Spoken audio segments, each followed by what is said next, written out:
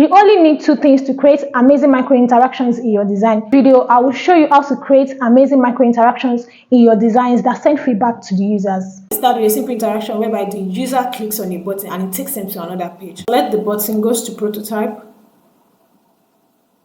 And then once you go to prototype, you have this plus sign here. Select this and take it to the page you want it to go to. By default, it is going to be on tab. So this is where you decide which action the user has to take for this to happen on tab, and navigate to, this is what exactly happens when the user takes that particular actions. Navigate to open overlay, swap overlay, close overlay, set variables, conditioner, scroll to open link. You don't need to bother about this. For this particular action, we only need to navigate to and brings the particular page we're navigating to, and that's exactly what we want.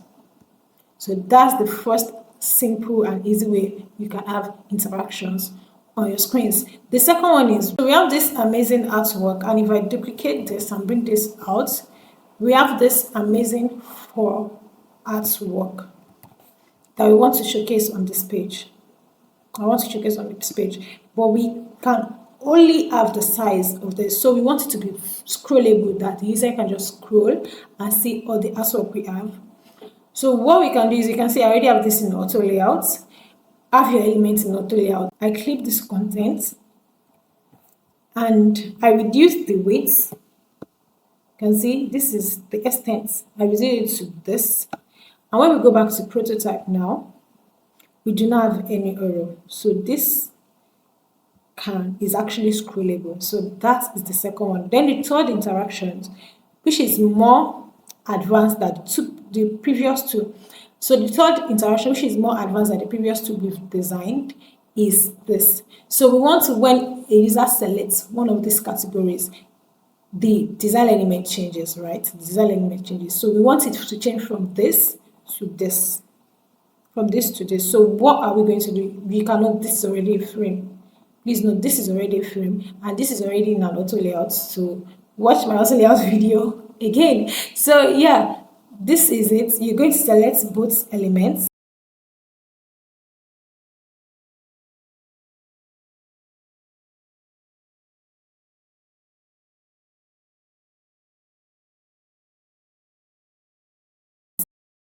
Set you have this two. So what happens is, you're going to select this first one, and you're going to add an interaction that says when somebody clicks on this,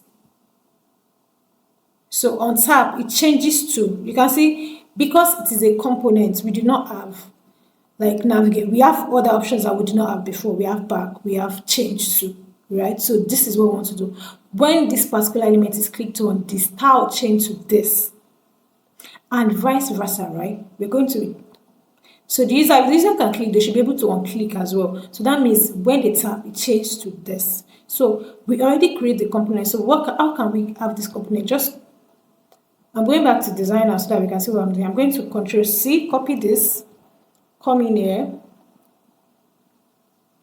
and paste to replace. And you can see this as a component. Component one is here now. So what I'm going to do is, I'm going to duplicate this, and I'm going to write painting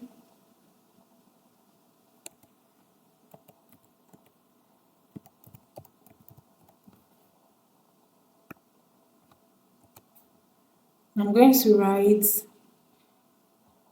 to duplicate this in different version. I'm going to write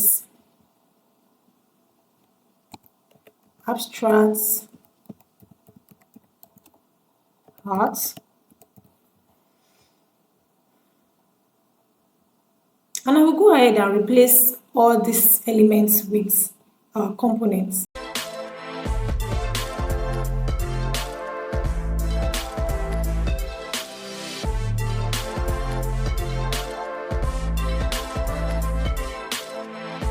Play our prototype to see what we have here. So I'm going to come in here and play our prototype and see what we have.